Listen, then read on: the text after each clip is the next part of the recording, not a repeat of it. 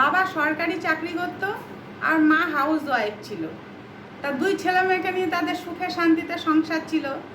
তা ছেলেমেয়েরা যখন বড় হয় তখন তো পাকনা গজায়, তাই না? তাই সরকারি চাকরি করতো বাবা। তখনকার দিনে সরকারি চাকরিতে কত মাইনা ছিল, সেই চাকরির মাইনার টাকা দিয়ে তার দুই সন্তানকে মানুষ করেছে, মেয়েকে বিয়ে দিয়েছে, যথাসাধ্য যা ক্ষমতা তার সব কিছু দিয়ে সে তার মেয়েকে বিয়ে দিয়েছে, বিয়ে দিয়ে ছেলেকে পড়াশোনা শিখিয়েছে, দাঁড় করিয়েছে। কিন্তু ছেলে বাবাকে সব সময় কোটা দেয়, তুমি আমাদের জন্য কী করেছো। একদিনকে খুব চিৎকার করেছে বাবার ওপর, বাবা খুব কষ্ট পেয়েছে। মা বলতে চায় কিছু, কিন্তু বাবা বলে যে না, তুমি কিছু বলবে না। ও আজকে বুঝছে না, কিন্তু একদিন ঠিক বুঝতে পারবে, আমাকে যতই বলুক। বাবাকে বলে তোমার সঙ্গে যারা থাকে, যারা বন্ধুরা তোমরা আছো, তুমি রিটায়ার করেছো, তোমার সঙ্গে তো আরও বন্ধুরা রিটায়ার করেছে, কই তাদের গাড়ি আছে, বাড়ি আছে, তাদের পাকা বাড়ি, আর আমাদের এখনও কাঁচা বাড়ি। তুমি কোনোদিন একটা বাড়ি করতে পারোনি, কোনোদিন একটা ভালো মন্দ খাবার দিতে পারোনি, একটা ভালো জামা প্যান্ট দিতে পারোনি। তুমি কি করেছো সংসারের জন্য বাবা? তুমি জীবনে কিছু করতে পেরেছো? মা বলতে চেয়েছে যে তোর বাবা সৎ পথে থেকে যেটা করেছে, তুই সৎ পথে থেকে সেটা আগে করে দেখা। কিন্তু বাবা কখনো তাকে বলতে দেয়নি। মাকে বলছে ওর যখন সময় হবে ও ঠিক বুঝতে পারবে যে জীবনটা কত কঠিন। সৎ পথে রোজগার করে খাওয়া চালানো, পেট চালানো, দুটো বাচ্চাকে মানুষ করা, ও পরে ঠিক বুঝতে পারবে, এখন তোমাকে কিছু বলতে হবে না। তা মাও আর কিছু বলতো না, শুধু চোখের জল ফেলতো। তাই বাবা মা করলো কি, ছেলে যখন বড় হলো, বিয়ে করলো, তখন দেখতো হ্যাঁ ছেলে প্রচুর টাকা রোজগার করছে, দু হাতে টাকা ওড়াচ্ছে, বন্ধু বান্ধব, পার্টি আড্ডা, গাড়ি কিনেছে, বাড়ি করেছে। কিন্তু সেই বাড়িতে কিন্তু বাবা মা ওঠেনি। বাবা মা সেই কাঁচা বাড়িতেই ছিল। বলেছে আমার সৎ পথে থাকা যে রোজগারের পয়সার বাড়ি, সেই বাড়িতেই আমি থাকবো। ছেলে অনেকবার বলেছে চলো আমার সঙ্গে আমার বাড়িতে, কিন্তু বাবা কখনো রাজি হয়নি। মেয়ে এসেও মা বাবাকে এরকম কথা শোনাতো যে জীবনে তো আমাদের জন্য কিছু করোনি বাবা, তা নিজের বাড়িটা অন্তত ঠিক করো। বলছে না, আমি যেরকম আছি সেরকমই থাকবো, তোমরা তোমাদের মতো থাকো, ভাই বোন ভালো থাকো, তাহলেই আমরা খুশি, আমাদের আর কোনো কিছু দরকার নেই।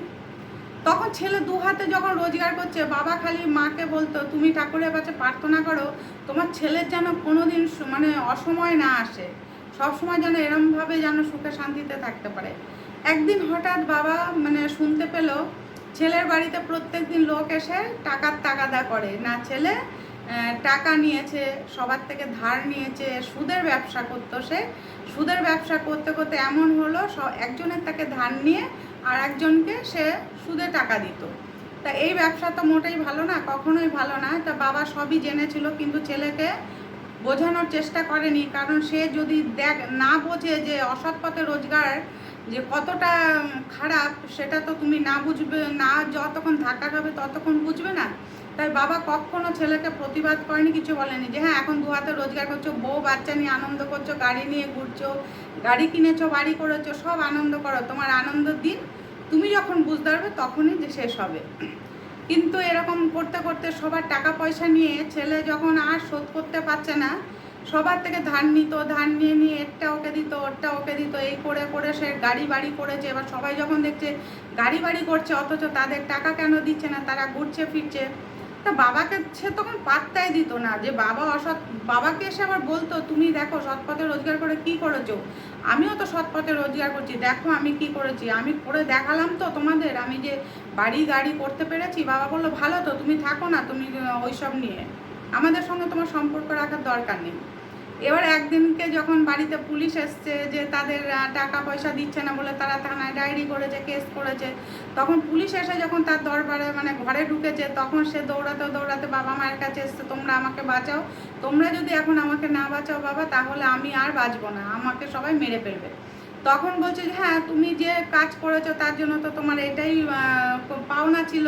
তা তুমি বলেছিলে না সারা জীবনে আমি কি করেছি, এই দেখো আমি সারা জীবনে যা করেছি, আমি এখনও আনন্দে নিশ্চিন্তে বিছানায় ঘুমাতে পারি মাটির ঘরে থেকেও, আর তুমি পাকা বাড়িতে গাড়িতে থেকেও নিশ্চিন্তে কিন্তু ঘুমাতে পারো না কখনো।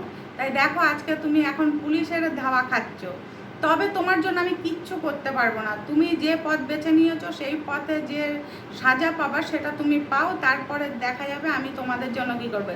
হ্যাঁ বৌমা তাদের সন্তানদের তুমি আমার বাড়ি পাঠাতে পারো, কিন্তু তোমার জন্য আমি কিছু করবো না। তোমার ভুলের শাস্তি কেন তারা পাবে? তাই তোমাকে আমি দেখবো না, তোমার যে সাজা পাওয়া তুমি সাজা পাও, আমি বৌমা নাতি নাতনিদের নিয়ে আসছি। কিন্তু বাবা মা কিন্তু তখন ছেলেকে সাপোর্ট করলো না, কেন সে অন্যায় করেছে, সে অন্যায় পথে রোজগার করেছে, তাই ছেলের সাজা পাওয়া দরকার দেখে বাবা মা তাকে সাপোর্ট করেনি। কিন্তু নাতি নাতনি ছেলের বউকে নিয়ে চলে এসেছে শ্বশুরমশাই। তাই প্রথমে তুমি যদি বুঝতেও না পারো সৎ পথে কীভাবে মানুষ চলে, অসৎ পথে রোজগার করলে কিন্তু শেষ পথে এরকমই হয়।